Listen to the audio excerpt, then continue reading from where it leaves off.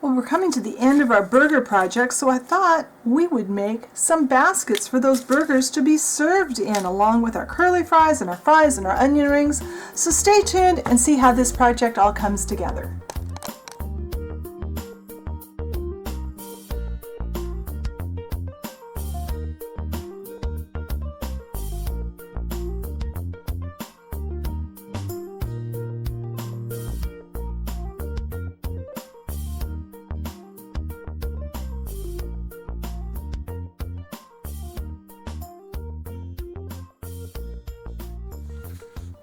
All right, to make the little paper boats that are like burger baskets are going to be served in, I'm using cardstock. Now, I got these 2 pieces of paper at Joanne Fabrics yesterday. I really wanted a red and white check, but I wanted a heavy paper. So I'm going to try it first on this red and white I got, but this is not much heavier than regular paper. It's a very lightweight paper. So we'll see if it works, I'm not sure. This is the weight I wanted, and this was the closest they had in design. And this is a regular heavy cardstock. I like this weight better. But we'll start with this one. Now, when I made the last couple of weeks, when I've showed the burgers with the fries and the onion rings in the photos, both on the video and on the blog, those baskets I had made out of just some cardstock I had laying here. And that day I was able to get 12 baskets out of a 12 by 12 sheet. So that kind of gives you an idea of how many you can do. I'm only going to make a couple today probably. I'll see. It depends on how carried away I get. So we're going to start by cutting some 2.5-inch strips of paper. And I'm going to do this with my paper cutter. If I can get everything under camera, I will do it on camera. If I can't, I may have to do it off. I think I can get it. All right. And I would just continue to cut the rest, and I might do that off camera. I'll see how I feel when I get done here. And then we're going to cut these strips into 3 1/4 inch long pieces. And I'll have these measurements on the blog post, so be sure and hop over to the blog to get a look at the measurements. And you, of course, can do that with scissors and a ruler or a craft knife and a ruler, however you normally cut paper. Now I'm going to see if I can get my scoring board under here. And you could score, of course, with a ruler and a blunt object of whatever kind. We're going to score at a 1/2 inch from each edge. And I've got to be careful on this paper because this, I could actually score right through this lighter weight paper. That's another reason I like that heavier weight paper. Whoops, that's 3/4 of an inch. We want to continue to score at a 1/2 inch. And what I would do if I was doing a bunch of these, I would cut all this 2.5 inch strips. Then I would cut all the 3 1/4 inch pieces, and then I would score everything. And I like to pre-fold everything on those score lines.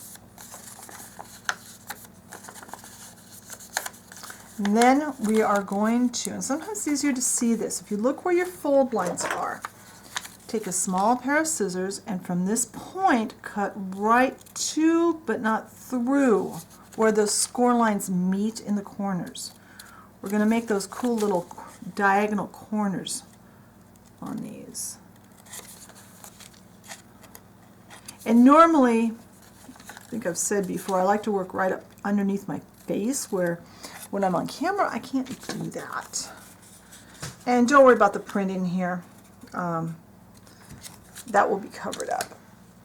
So now I've got some glue. Any glue that's compatible with paper, meaning that it doesn't have too much moisture in it. I wouldn't use a glue stick for this, simply because I don't think a glue stick has enough sticking power. Now, I like to decide which is going to be on the top. So I'm going to make the short ends come on top. So I'm going to go around and I'm going to put just a little bit of tacky glue. I like to use a toothpick to apply my glue, because that way I can get a nice even coat of glue. And I see from this edge I really need to replace the blade in my paper cutter because it's really rough right there. I don't know if the camera's picking that up. that's not looking too good. I did not quite get that cut all the way. There we go.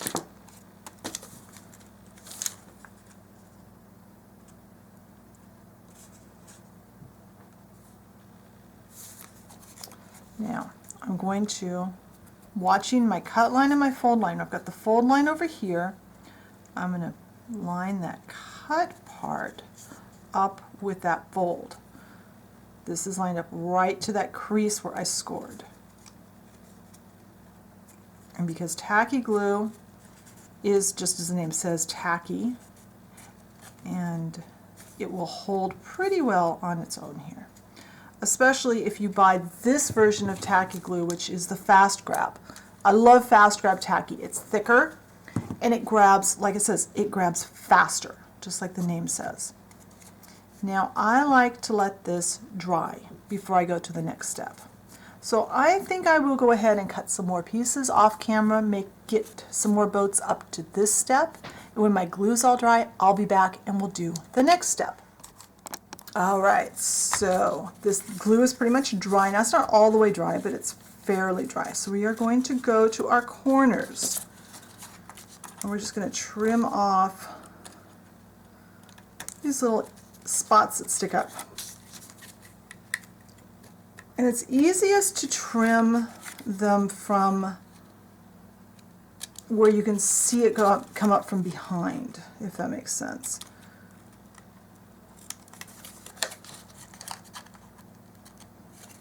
Like it's harder to, this one folds over the outside here, so it's easier to turn it to the inside.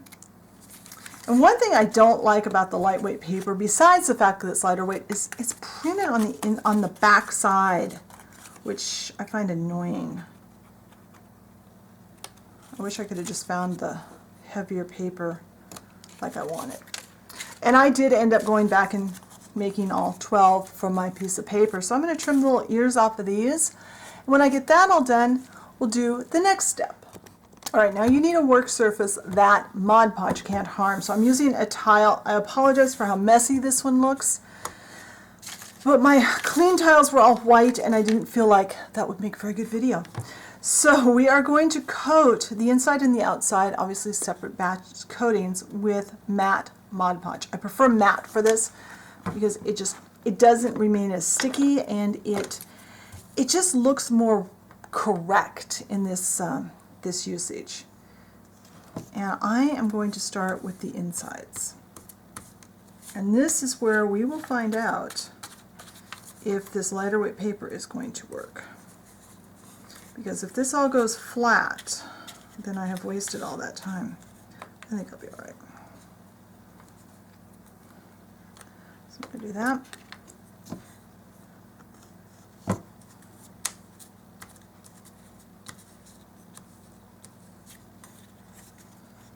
I actually don't want to lay, I want to make sure I don't lay these down on top of any Mod Podge.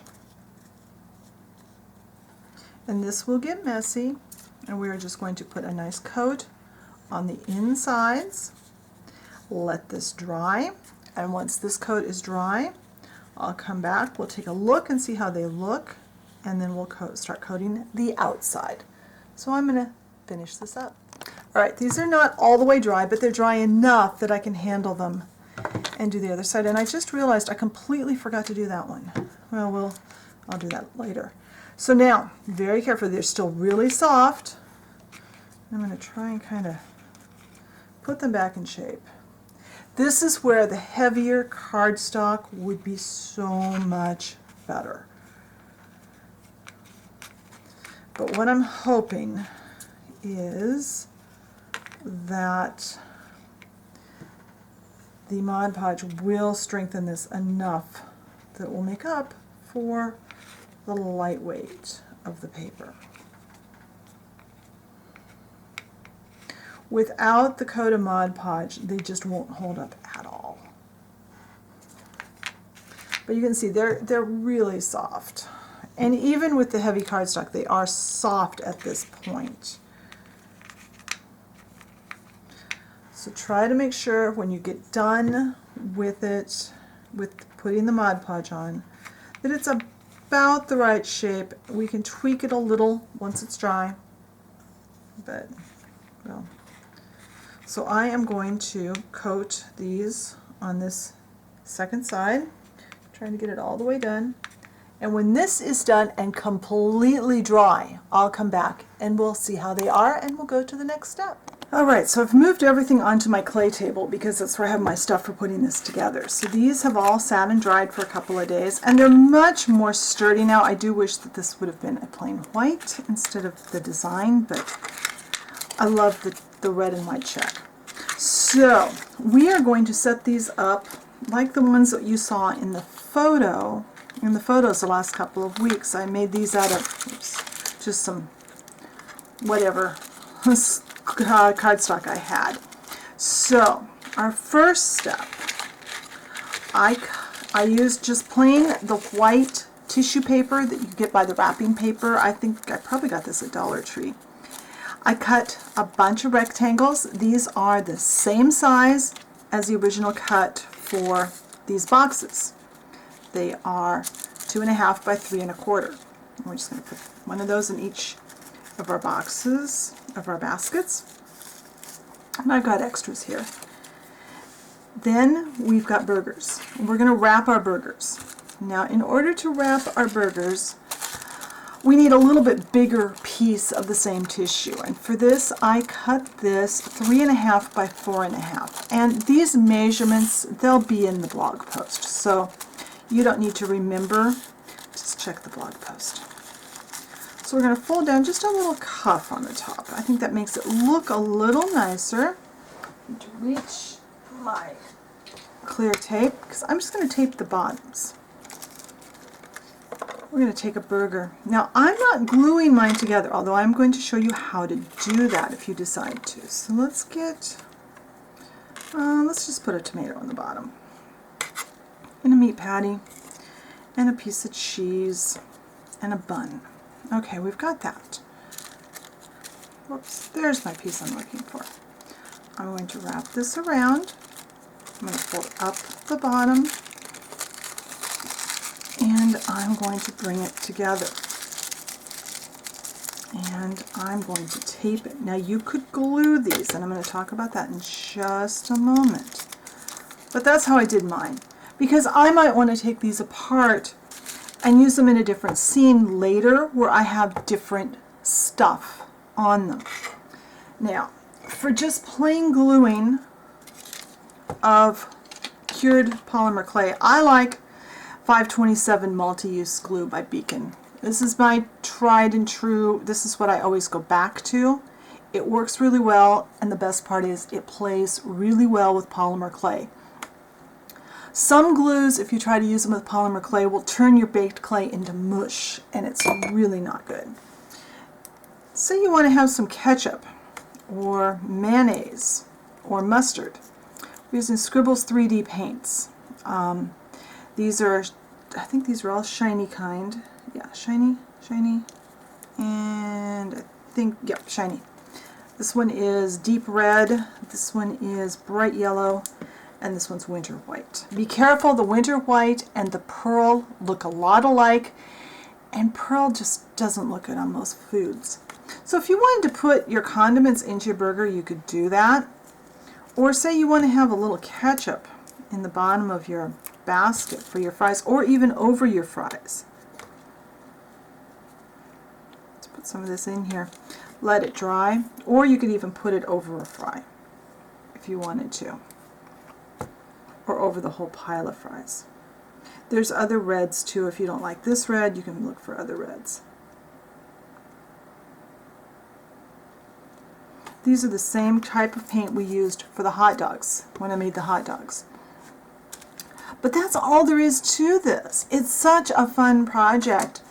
You could, you can make burger baskets for a diner, for a food truck, for whatever your dolls are going to do, or just a picnic scene. Be a lot of fun. The tacos would probably work really well in here, and as with the hot dogs that I made before, we've made fries a while back. We made the curly fries just a few weeks ago, the onion rings, all the components of the burgers. I want to see pictures of what you do.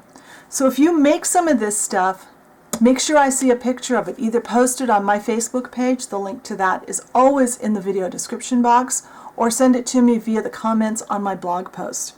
Be sure and check the blog post because I'll have the dimensions for everything we cut, and I'll talk about the glues. I'll have the specific glue written down on the blog so you don't have to take notes here. And thanks for joining me. If you haven't subscribed, be sure and subscribe. If you haven't liked the Facebook page, come join us. It's a lot of fun over there. And check the blog, and I will talk to you next week. Bye for now.